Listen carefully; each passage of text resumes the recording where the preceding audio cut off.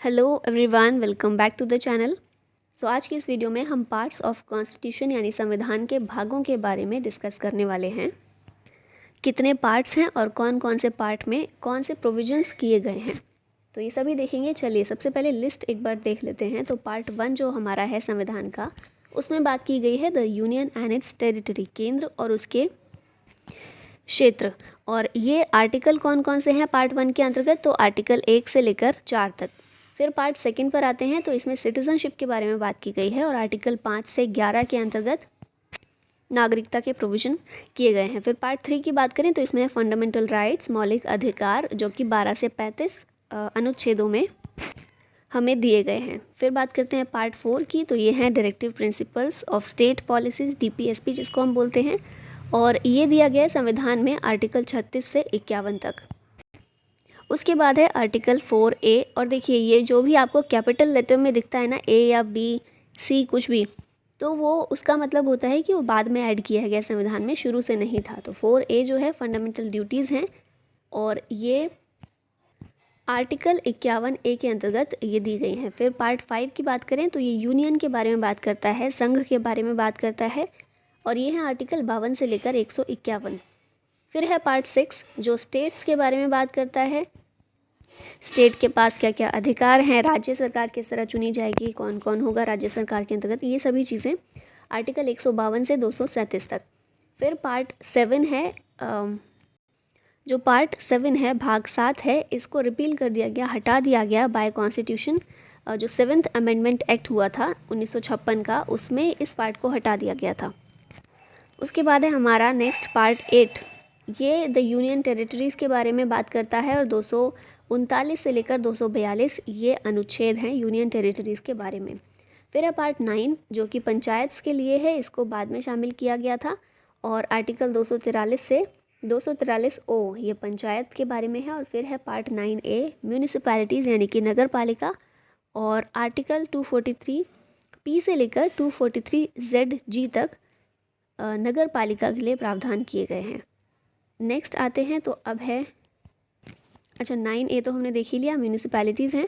फिर 9B जो है इसको भी बाद में शामिल किया गया, ये कोऑपरेटिव सोसाइटीज़ के बारे में एक चैप्टर है जो संविधान में दिया गया है और आर्टिकल 243H से लेकर 243ZT तक, यहाँ पर ZH होगा, 243ZH से लेकर ZT तक कोऑपरेटिव सोसाइटीज़ के बारे में बात की गई है। फिर नेक्स्ट देखते हैं पार्ट 10, ये जो है शेड्यूल एंड ट्राइबल एरियाज़ के बारे में है और आर्टिकल कौन से हैं, 244 और 244A।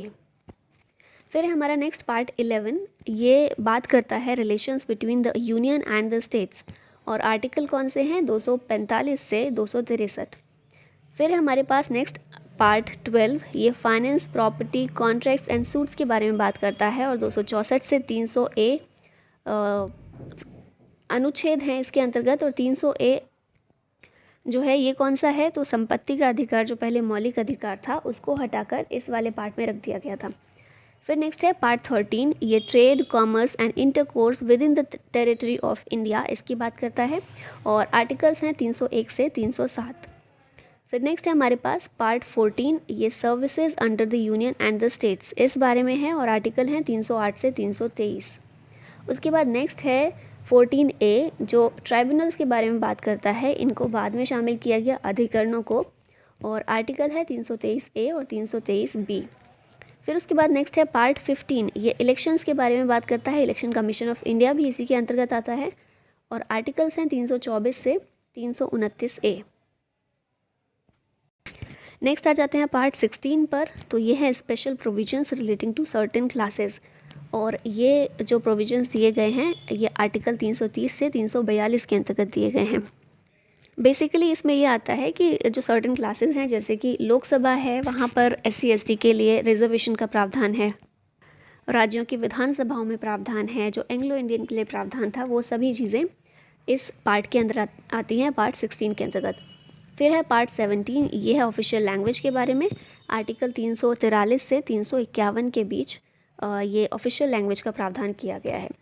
उसके बाद नेक्स्ट है पार्ट 18, ये इमरजेंसी प्रोविजंस की बात करता है और आर्टिकल हैं 352 से 360, याद रखिएगा पार्ट 18। फिर है पार्ट 19, ये मिसलेनियस है, कई सारी चीज़ों के बारे में बात की गई है। आर्टिकल्स हैं 361 से 367। फिर है part 20, amendment of the constitution, जो है पार्ट 20 के अंतर्गत दिया गया है आर्टिकल 368 में। उसके बाद नेक्स्ट है पार्ट 21, ये temporary, transitional and special provisions की बात करता है। आर्टिकल हैं 369 से 392। और फिर लास्ट है पार्ट 22, इसके अंतर्गत short title, commencement, authoritative text in Hindi and repeals, ये सभी चीज़ों के बारे में बात की गई है। और आर्टिकल्स हैं 393 से लेकर 395 तक।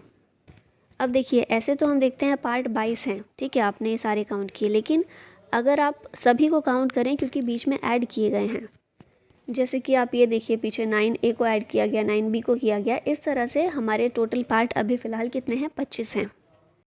और अगर आपसे पूछा जाए मूल रूप से कितने थे, तो वो 22 थे। चलिए अब क्वेश्चंस की बात करते हैं। तो सबसे पहला प्रश्न है हमारा, मूल रूप से भारतीय संविधान कितने भागों में विभाजित है? तो ये अभी हमने बात की, 22 भागों में मूल रूप से विभाजित है हमारा संविधान।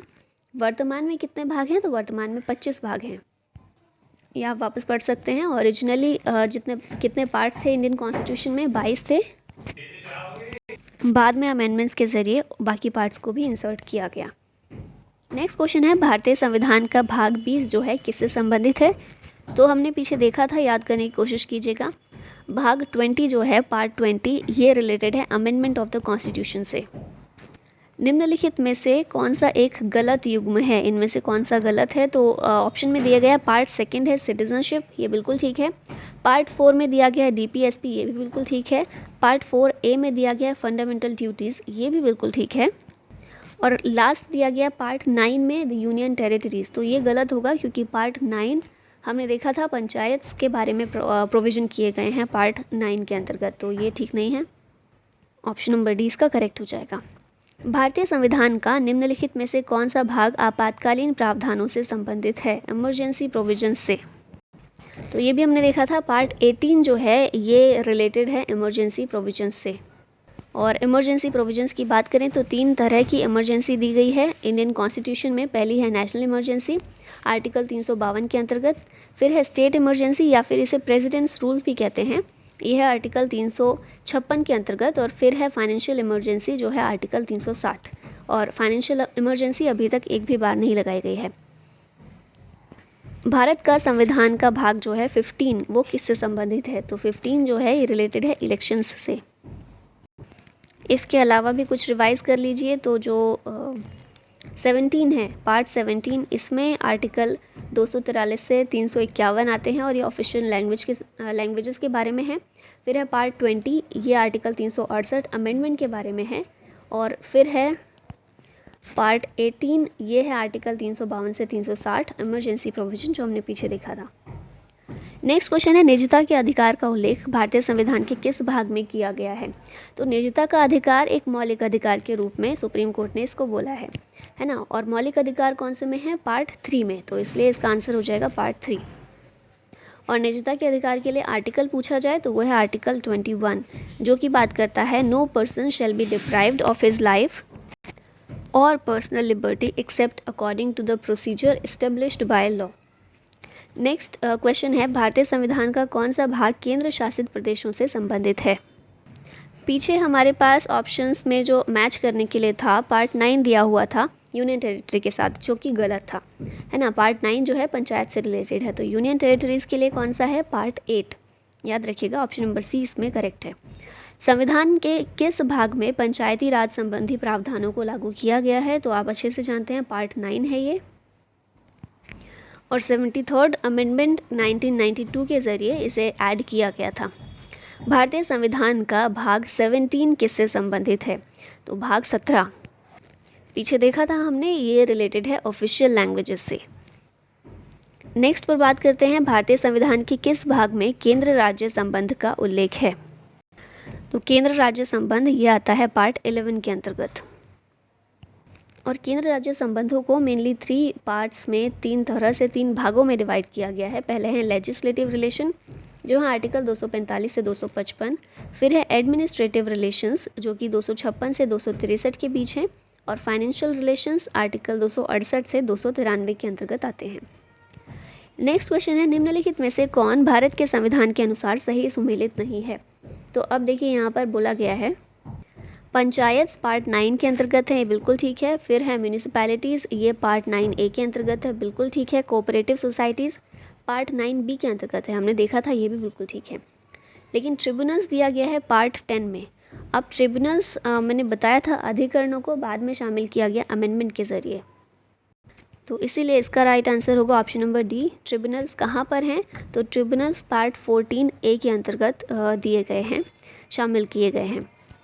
निम्नलिखित में से कौन से लेख भारतीय संविधान के भाग 15 से जुड़े हैं? तो भाग 15 किस बारे में है? इलेक्शंस के बारे में, है ना। तो इलेक्शन कमीशन के बारे में आपने पढ़ा होगा और उस तरह से आप थोड़ा सा आइडिया लगा सकते हैं। ये जो 15 है इसके अंतर्गत आर्टिकल 324 से 329 दिए गए हैं, तो ऑप्शन नंबर बी इसका करेक्ट हो जाएगा। संविधान का एकमात्र हिस्सा कौन सा है जिसे पूरी तरह से हटा दिया गया है? तो ये था पार्ट 7 जिसे पूरी तरह से हटा दिया गया था 7th अमेंडमेंट एक्ट जो था उसके ज़रिए। भारतीय संविधान के किस भाग में समान नागरिक संहिता का उल्लेख है? यूसीसी जो है आर्टिकल 44 के अंतर्गत दिया गया है और कहाँ पर है? डीपीएसपी के अंतर्गत है ये।